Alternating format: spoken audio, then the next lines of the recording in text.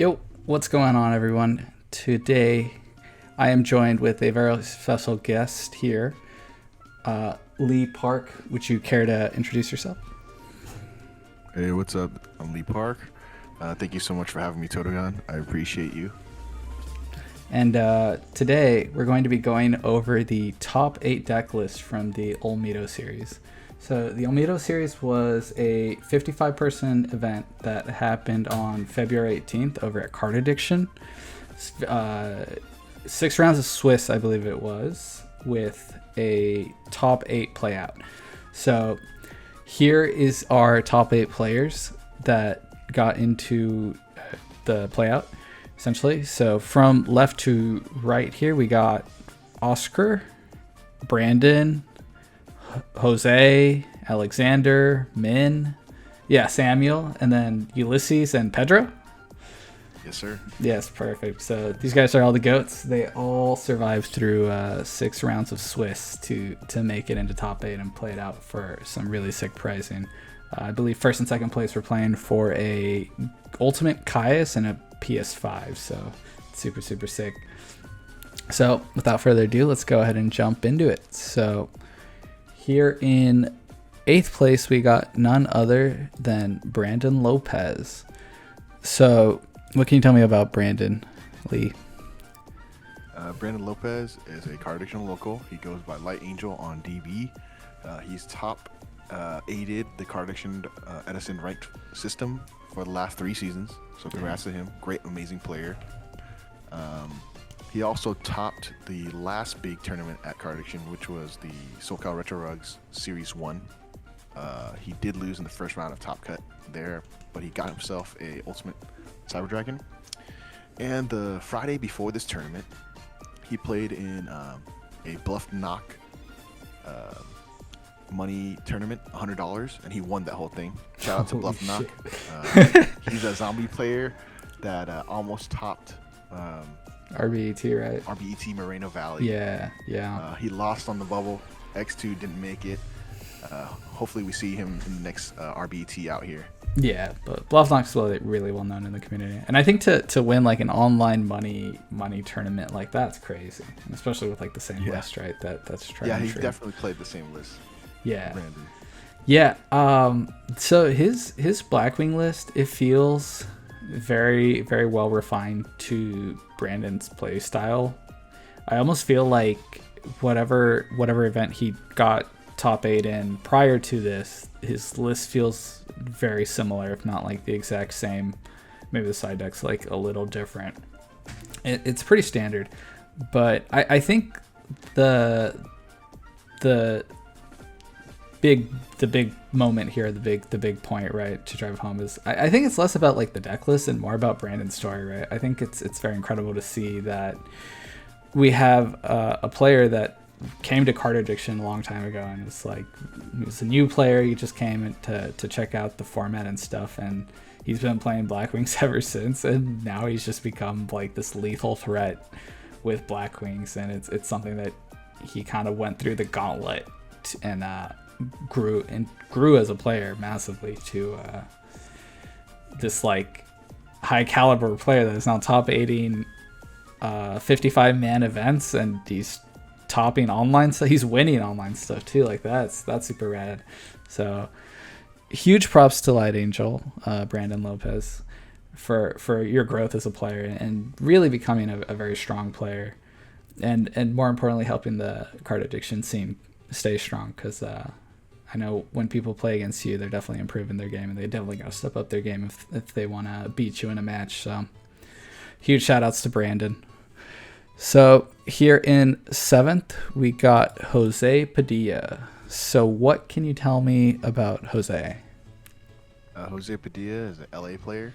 He plays almost all the retro formats. He mainly plays Tengu and Edison. He recently top forward the Monsters and Magic Caius Ultimate Caius tournament. I want to say that was like 2 or 3 weeks ago. He's a Frog Monarch / Frog Hero specialist. Always plays this deck. Great efficient player. I expect to see greater things from him from here on out. Yeah. What is there like is there locals he plays out over in LA? Like, is there a I want specific to say one? it's probably GX Gamers, GX Gamers and Core. Core. And for the Tengu, they all play Underrated. Shout Oh, out to okay. Underrated, supporting the niche retro scene. Yeah, that's super sick.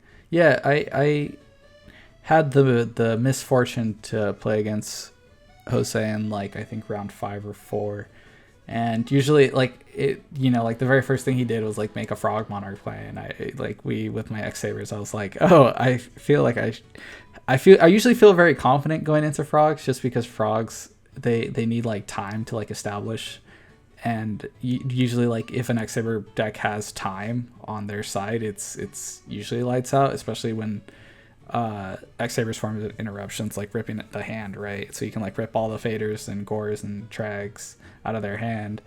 But even against him, he like I think he 2-0'd me, and it was like, oh man, I cannot believe I got 2-0'd by this guy, dude. This guy's crazy. So definitely a very high skilled frog hero player.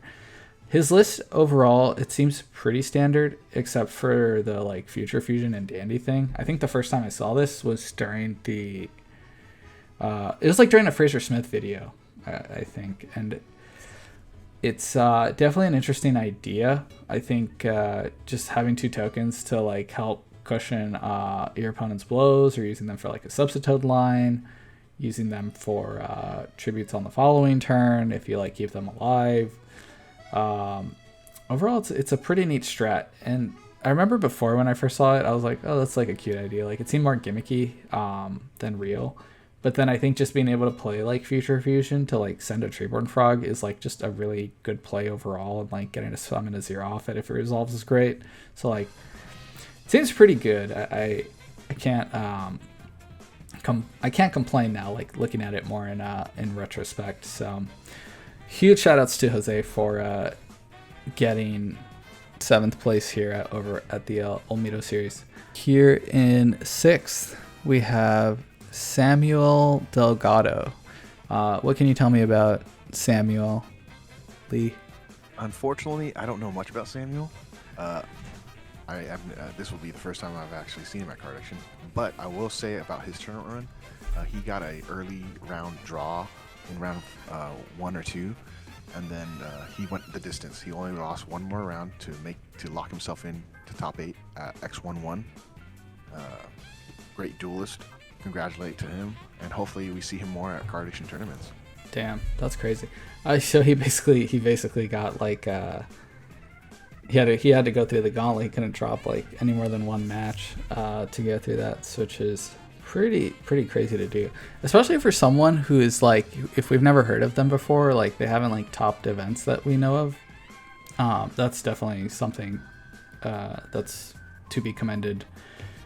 I think usually for these events, and who knows, like maybe Samuel Delgado will be a name that like we start seeing more often, because if he was able to break into top 8 with Black Wings, I don't see what's stopping him from like doing this at bigger player events and like more premier events. So that's really crazy. It's also nice to hear of like people probably just getting their start in like their first top, if he hasn't topped before, like at our events, so that's super nice to see. Overall, his list, definitely when I was like putting it together, it looks really crazy to me. I think to go with like 3 Legacy of Yatagarasu and 2 Gold Sarks is a crazy idea. I think cutting Icarus Attack to 2 is crazy.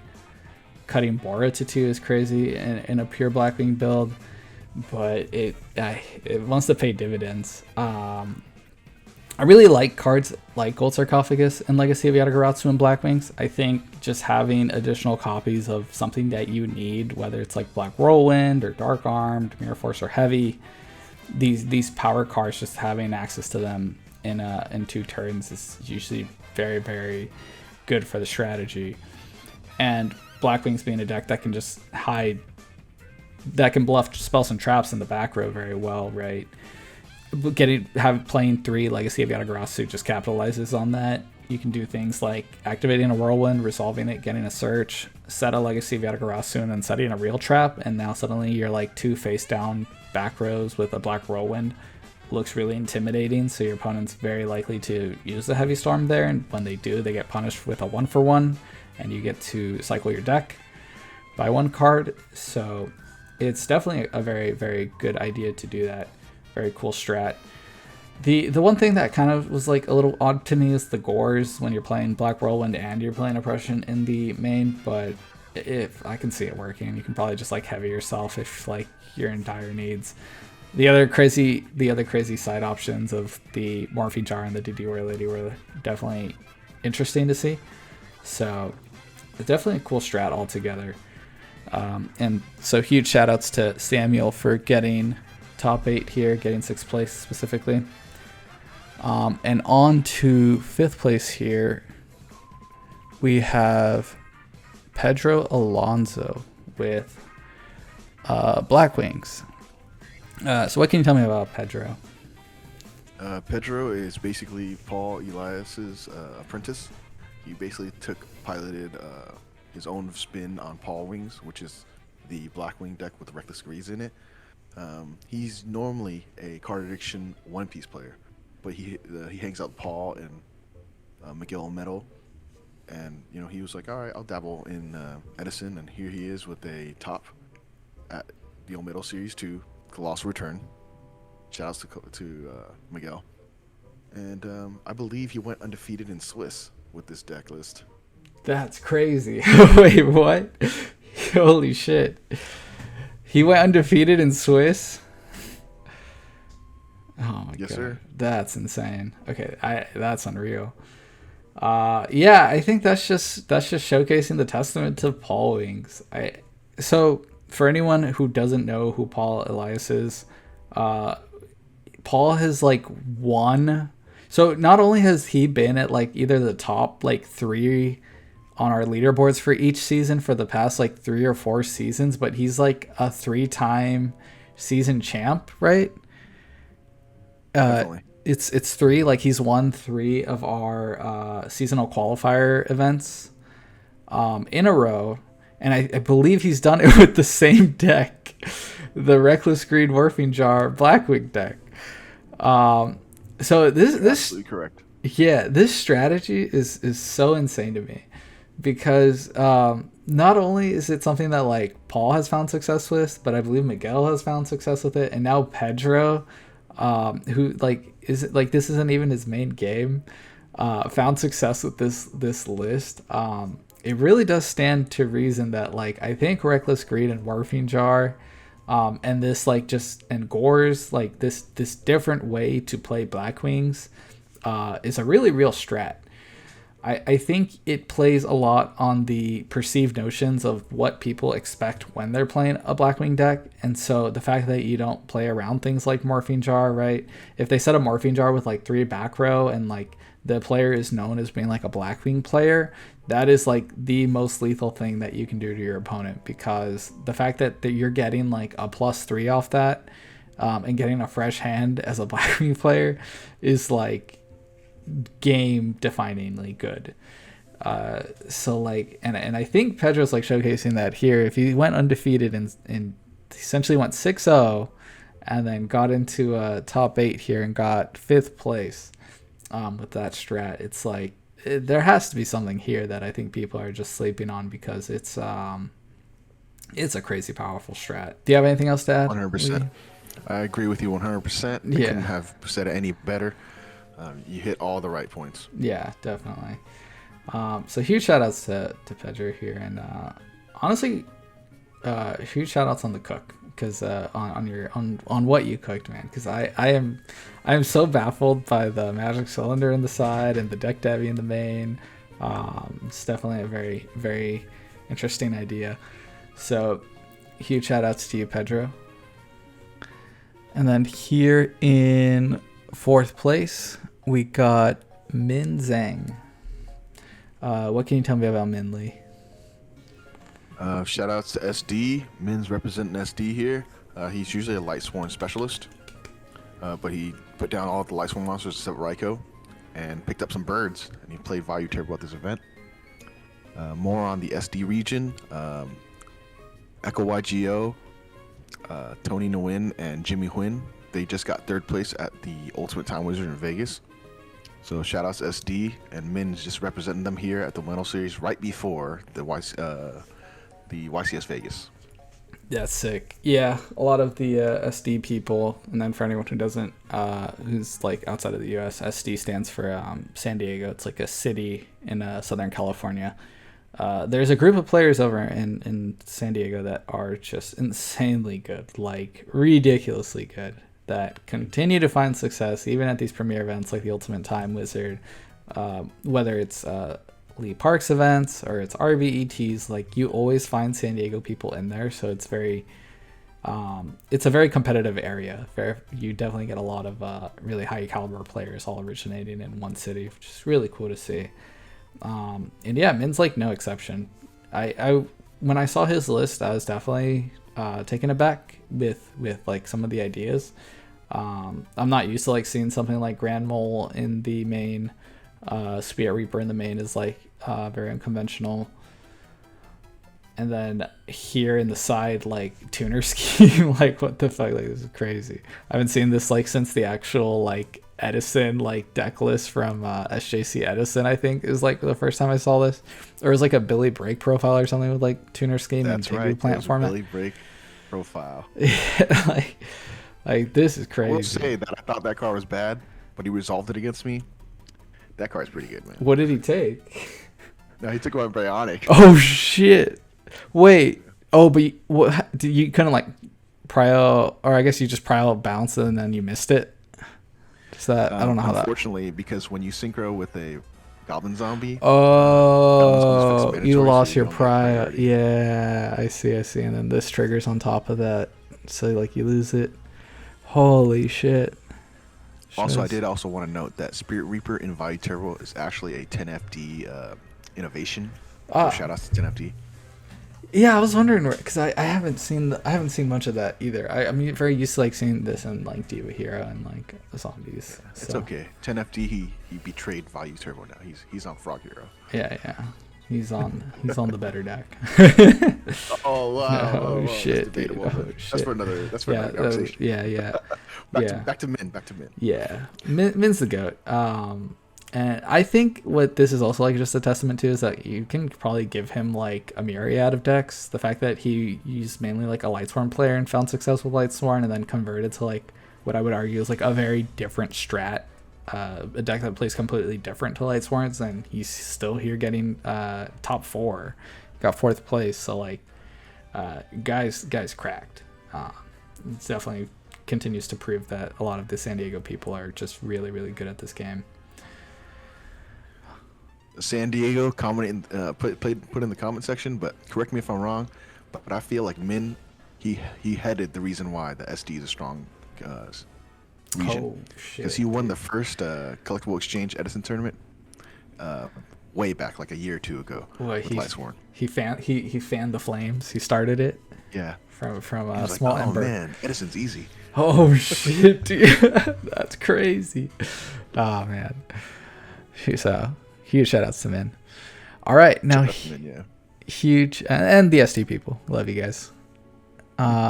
And now for third place here, we got Ulysses Gonzalez. Do you know Ulysses, Lee? Yes, sir, I do. He's a Card Addiction regular. We love the support. We love to see our players topping the Card Addiction events. He is a zombie specialist. To see him bring a zombie brew that he made himself to third place, I applaud you. Congratulations, Ulysses. Great player, great deck. Love zombies. Yeah. I was going to ask you personally, like, what are your thoughts on this list? Because when I saw it, I was definitely very surprised with a lot of the ideas here. The triple deep sea diva with the Gilman, I was like, oh, that's interesting. And then the one morphine jar, I was like, that's really interesting. And then one instant fusion with a Reaper on the Nightmare and Carbonala Warrior and one Book of Life and one Gold Sark is crazy to me. And then it's like 15 traps. I'm like, dude, this is like it literally broke all the conventions I had of like how a standard zombie deck looks. I 100% agree with everything you exactly said. But thinking in the mind of Ulysses, I would say that he had a mishmash of ideas where he was like, Instant Fusion's good, Gold Sark is good, the Ultimate Offering deck that plays, 12, 15 traps, good. And he just mishmashed all that together. And he has this monstrous deck list that Yeah. got him all the way To third place. to four. Yeah. It's crazy to me. Which he won a Ghost Rare Black Rose. And in my opinion, he's playing all the really good side deck cards that I expect to see in zombie decks, like Grand Mole and Lightning Vortex. Yeah. And the Breakers. Those are slept on. Oh yeah, I was gonna ask on the Breakers because I never even considered Breaker in a zombie deck. Like, what are you looking to hit with that? What is the? Breaker was originally popularized by 10FD. He recommended it to Fitz. Shout out to Fitz Crow's Nest. When they won the 3v3 Edison Ghost Black Rose event in Fontana. He was like, "This Breaker changed my side deck, dude." Post sideboard, Zombies has a problem with like holding tempo. So like Breaker gets you back in there by getting a free +1, popping a back row. I see. Baits out bottomlesses. I see. Like, it does a lot, actually, more than you think so. Yeah, right. Because I think back row, like, and it's not even like just like, it's not like a floodgate, which is like my immediate thing to like what I think of like a Breaker is like, oh, you're trying to like shut down a floodgate, right? That slips your deck. But in Breaker's case, for Zombies, it kind of seems like he's an answer to common removal things, like, and especially like mass removal. Like if it hits a Torrential or Mirror Force, like you're kind of in the money. If you hit a Solemn, like you're in a very, very comfy spot. Which I never really thought about it in that regard. And it's kind of crazy that you would go to the extent of like, oh, I'm putting in 2 Breakers, I'm putting in 2 Dust, I'm putting in my body as a shield and trap stud because like I cannot live under the back row. All the back row hate that people have for my deck. Yeah, definitely. Next time I see Ulysses, I gotta pick his brain about some of these choices. Yeah, definitely. I'm on the same boat because it went like looking at this list, I was definitely like, what I think happened. How like you're saying like, oh, like the Ultimate Offering build. And like when I think of the Ultimate Offering build and I think of that like Reaper on the Nightmare build, since those are like now more commonly known, I don't associate like, oh, this player is playing D-Prison, this player's playing like Compulsory, this player's playing like real back row, right? And I'm more likely like to attack in and like just play a bit more aggressively. So I can see how like something like this would capitalize on like those preconceived notions of like how the Instant Fusion zombie deck plays, how the Diva zombie deck plays, and how the Ultimate Offering zombie deck plays. But then like kind of sucker punch in the same way that like a Reckless Greed Black Queen deck would sucker punch you in that regard, where it's like, oh, they summoned a Diva and like they set 2 back row. It's probably like Phoenix Wingman Blast and like Call the Haunted or something, and then it's like, no, it's D-Prison and Compulse, and now like your push has just been like completely stopped, and it's because you don't really associate that like, oh, D-Prison and Compulse are like in a Diva zombie build, right? At least in the game 1, it's like, and that it might be just enough to mess with your opponent to like kind of have them question what you're doing. So yeah, definitely, that's well said, man. Yeah, like yeah, I completely agree with that statement. Walking into this, I'd be like, oh, it's Instant Fusion. Ooh, not that many traps. Oh, whoa, what the heck? Yeah, and then they just kind of blow you out with like a bunch of traps. And then like in the reverse case, if you like see a bunch of traps in the beginning, then you think it's like the Ultimate Offering one, and then like, no, he's got like power pushes with Instant Fusion, Book of Life, and Diva, and those Divas. So, and then there's the Morphine Jar again, man. Fucking Morphine Jar is like, especially in this, it makes sense because you just set 5 back row. Like, holy shit, man, it's so funny. It's slowly becoming a card addiction signature. I know, dude. I don't know how long it's gonna take until people just start like, But that's the thing, right? It's like you can't. It's like, especially against zombies, I would think like it's a floater or it's a Ryko. So like, why would I want to set like back row? Like it's such a dangerous dangerous thing to do, and like the morphine jar just punishes that line of thinking. It's crazy. On the other hand, too, it's like, oh, it's a recruiter. I'm not gonna attack it. Yeah. So when the turn flips back to you, you get all the advantage. Yeah, that's so good. Holy shit, that's so cool. Yeah. Yeah, definitely huge shout outs to Ulysses for coming up with his own brew, honestly, because I think it's things like this where it's like we see differences among the norms that start taking shape. So huge shout outs. Love to see it, man. Yeah, definitely love to see zombies in top 4. It's definitely a favorite of Lee Park and I.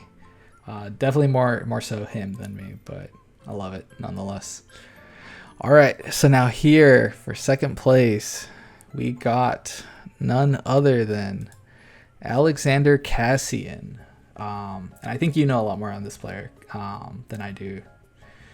Right. Definitely. Alexander Cassian, great LA player. He plays at GX Gamers, Core TCG. Those are his home bases. He's topped a multitude of Wild Cyclones tournaments. He topped Scry Series 1 with Quickdraw with a little different variations. He's a Quickdraw specialist. He knows how to play every deck, but he always comes back to this deck. There's a deck profile on this specific deck list on Playtest IRL. Shoutouts to him. I love his content. But Alexander Cassian, amazing player, really knows how to play this deck. I played him at this tournament, and he 2-0 smashed me in round 2 or 3. That's crazy. Yeah, I seeing his list, it was very surprising to see because I haven't seen a quick draw list. Well, one, I haven't seen a quick draw list top other than his 2 quick draw lists that have topped. And 2, it's like nothing is like different.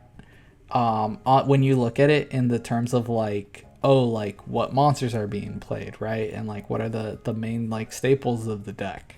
And I think what is kind of underlying here is that what is actually really different with his deck compared to like other quick draw decks is that other quick draw decks tend to go a lot more heavy on monsters, and like more kind of like tempo monsters. Like you'll see like Trag, you'll see maybe like Plagues, Spirit Reapers, like just like good monsters, right? Because the general preconception is like, oh, I want to add those like when I mill them off like Drill Warrior, I want to send them back with Pot of Avarice. So I feel like what Alexander's been doing is kind of, again, like changing this like preconceived notion of like what you expect to play against when you're playing against quick draw, right? I know previously when I play against quick draw, I'm like, oh, they're probably playing the volcanic cards. It's like Phoenix Wind Blast, and like they're not very back row heavy, and like maybe they're playing with a lot more like hand traps like Battle Fader and Gores and Trag. And so then I think in his regard to the fact that he can like do things like summon a Lone Fire into Titanial and then like set 3 back row to like back it up and it's a real back row. I think that leverages like a lot more advantage, and then it's also sideswiping your opponent because now your opponent's like, wait, like I thought this was quick draw, right? But it's like a very back row heavy deck, right? Like with like double bottomless, compulse, triple D prison, mirror force, solemn, torrential, like he's got the whole back row package in here, and it's definitely I think what probably carried him a lot. Like the preconceived notion that it's like you wouldn't expect that all that would be in there, and I think that's just kind of like a wider like I feel like this tournament was the tournament of like breaking preconceived notions, because I don't know if you noticed, but like in a lot of these deck lists, all these players kind of took advantage of what you expect that deck to be and then play cards that go against it just to have an edge in how you think you're playing against the matchup, and then you know they capitalize on that, because now it's like you're getting punished for making an assumption that the deck plays in a specific way and there's no different way to play against it, and now like you've lost tempo or you've lost advantage or you got blown out because you didn't expect like these cards to be in their decks, you know. So like while things happen where it's like, you know, I'm sure Alexander lost like a lot of like mills, right? Like they're probably like milling a lot less monsters than you normally would if you're playing like a lot more monster heavy cards. But then along the same time, he's probably also getting more turns to see more cards and like get to actually play a game with back row, and I think that probably leverages his favor, because it sounds to me like he's a very strong player, and I think if a very strong player is given like traps and like more turns to like interact, usually what's going to happen in that instance is like the stronger player is going to win that duel, regardless if like your mills are missing, right? Just being able to see more cards and like leverage removal in like ways that are favorable to you as the better player, like you're going to be rewarded for that more often than the weaker player, right?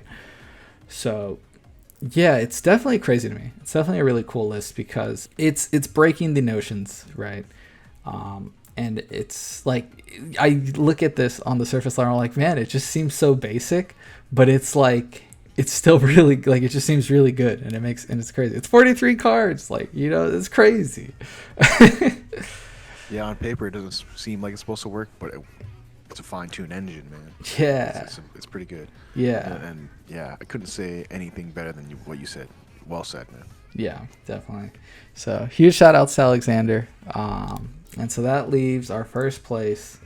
And I guess if you haven't figured it out by now, or you didn't watch the videos of all these players play, which if you're interested in seeing the gameplay, feel free to go check out my last video I just posted. It was the recap of none other than Oscar Ruano's first place Diva Hero Decklist. You can take it away, Lee. I feel like Oscar, the anti-hero Ruano, needs no introduction. Yeah. I do believe that you should get a player interview on this channel, so hopefully you can get that from him. Yeah, we really should. We really should just get him out and like talk about this list.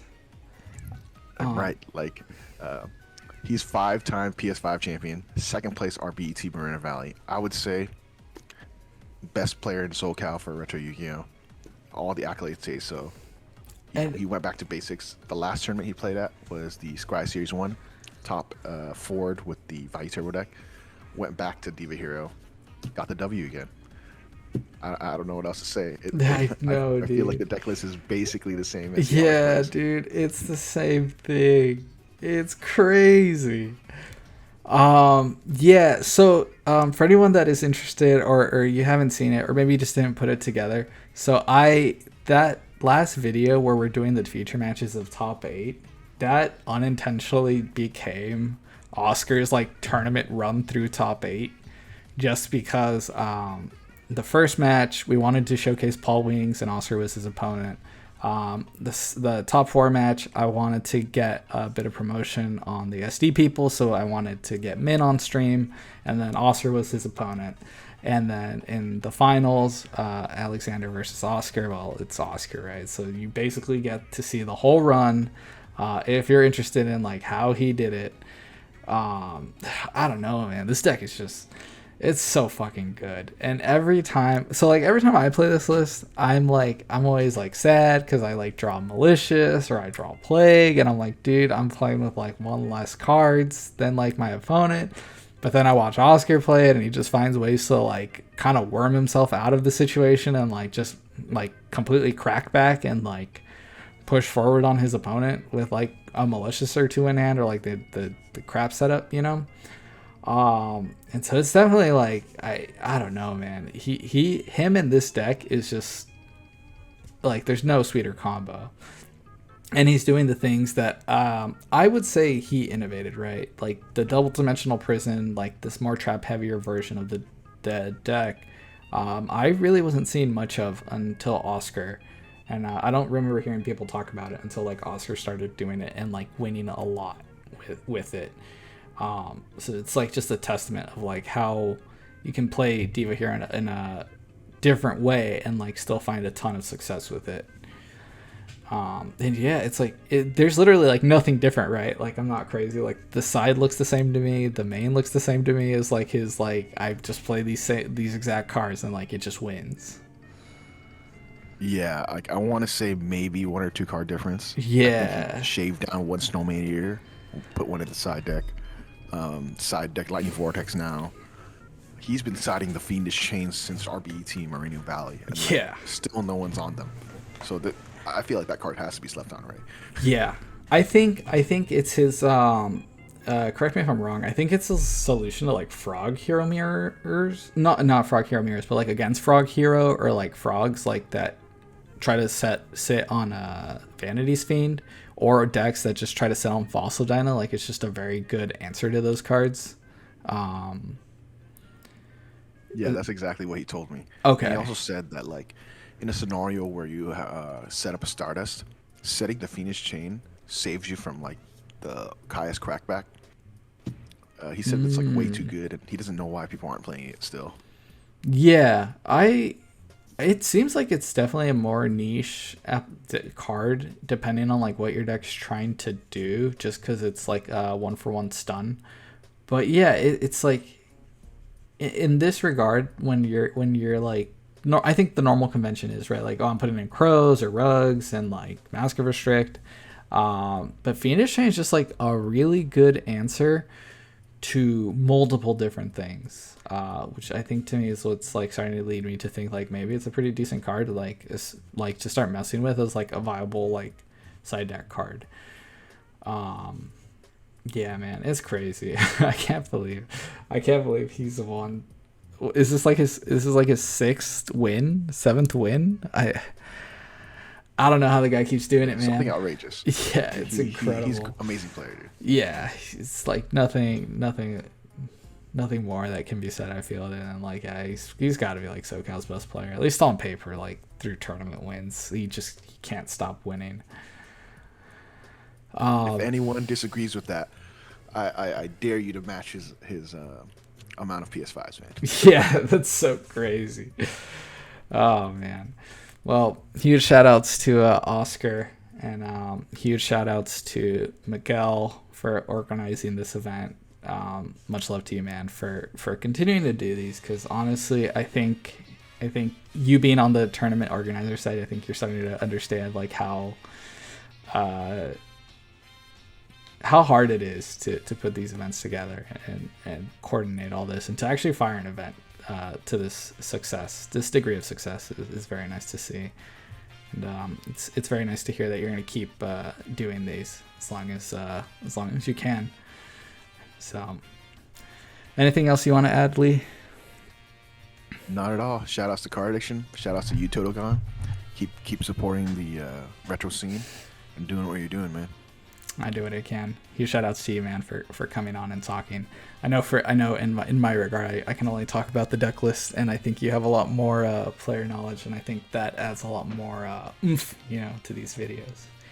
Makes them a lot more popular. I personally feel like niche formats like this is all community driven. Yeah, definitely. So the more you know about your community, the more you'll feel involved, and yeah, it's nice to get some recognition, honestly. Yeah, definitely. And I really do hope that these continue to like kind of push the meta forward, like get people really thinking about like new cards and really just kind of breaking down like what it's going to take in today's time to find success at a tournament, to break through. I think the people that like did the best were kind of the ones that were like the ones that kind of broke down what I was saying about the preconceived notions of like what people expect your deck to be, and then just breaking the mold to something different. Well, with that, guys, we'll catch you until the next one. Peace.